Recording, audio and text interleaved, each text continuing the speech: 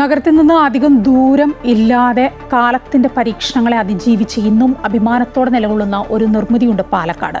അതാണ് ബ്രിട്ടീഷ് പാലം. അനവധി സിനിമകളുടെ ചിത്രീകരണവും ഈ പാലത്തിൽ വെച്ച് നടന്നിട്ടുണ്ട്. ഓരോ ദിവസവും ദൂരെ നിന്ന് പോലും ആളുകൾ ഇവിടെ എത്താറുണ്ട്. ഗദ്ദാമ, ഒടിയൻ, ഒരു മുറൈ വന്ത് പാർത്തായ തുടങ്ങിയ നിരവധി സിനിമകളുടെ ചിത്രീകരണം ഈ ബ്രിട്ടീഷ് പാലത്തിൽ വെച്ച് നടന്നിട്ടുണ്ട്. 1958 മലമ്പുഴ ഡാമിൽ നിന്നുള്ള കനാൽ വെള്ളം എത്തിക്കുന്നതിനായാണ് ഈ നീർപ്പാലം നിർമ്മിച്ചത്.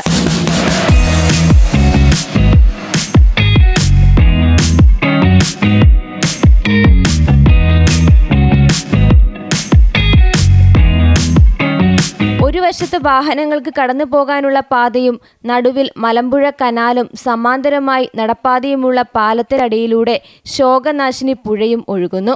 പേര് കേൾക്കുമ്പോൾ ബ്രിട്ടീഷുകാർ പണിത പാലമെന്ന് തോന്നുമെങ്കിലും യാഥാർത്ഥ്യം മറ്റൊന്നാണ്. ബ്രിട്ടീഷ് വാസ്തുവിദ്യാ ശൈലിയിലാണ് പാലത്തിന്റെ നിർമ്മിതി. അതുകൊണ്ടാണ് ബ്രിട്ടീഷ് പാലം എന്നറിയപ്പെടുന്നതും. കൂറ്റൻ കരിങ്കൽ തൂണുകളിൽ ഉയർത്തിപ്പണിതിരിക്കുന്ന രീതിയിലാണ് നിർമ്മാണം. നീർപ്പാലത്തിന്റെ വശത്തായി പുഴ നോക്കിക്കാണാൻ മനോഹരമായ നടപ്പാതയും സ്ഥാപിച്ചിട്ടുണ്ട്. വൈകുന്നേരങ്ങളിൽ കാറ്റുകൊള്ളാനും ഫോട്ടോഷൂട്ടുകൾക്കും ഈ ചരിത്ര നിർമ്മിതിയുടെ ഭംഗി ആസ്വദിക്കുവാനുമായി നിരവധി സഞ്ചാരികൾ ഇവിടെ എത്തുന്നു. ഇപ്പോൾ വന്നതാ, നല്ല ഫീലൊക്കെയാണ് അവിടെ വരുമ്പോൾ.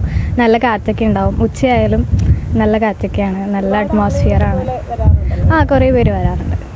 40 അടിയാണ് പാലത്തിന്റെ ഉയരം. പുഴയിലേക്കിറങ്ങാൻ 4 വശത്തും പടികൾ നിർമ്മിച്ചിട്ടുണ്ട്.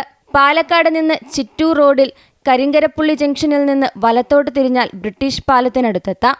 പാലക്കാട് കരിങ്കരപ്പുള്ളിക്ക് സമീപത്തെ ബ്രിട്ടീഷ് പാലത്തിലാണ് ഞാനിപ്പോൾ നിൽക്കുന്നത്. ഈ പാലത്തിൽ ഇങ്ങനെ നിൽക്കുമ്പോൾ ഒരുപാട് സിനിമകളുടെ സീനുകൾ മനസ്സിലിങ്ങനെ ഓടിയെത്തും. കാരണം അത്രത്തോളം സിനിമകളുടെ ലൊക്കേഷൻ കൂടിയാണ് ഈ ബ്രിട്ടീഷ് പാലം.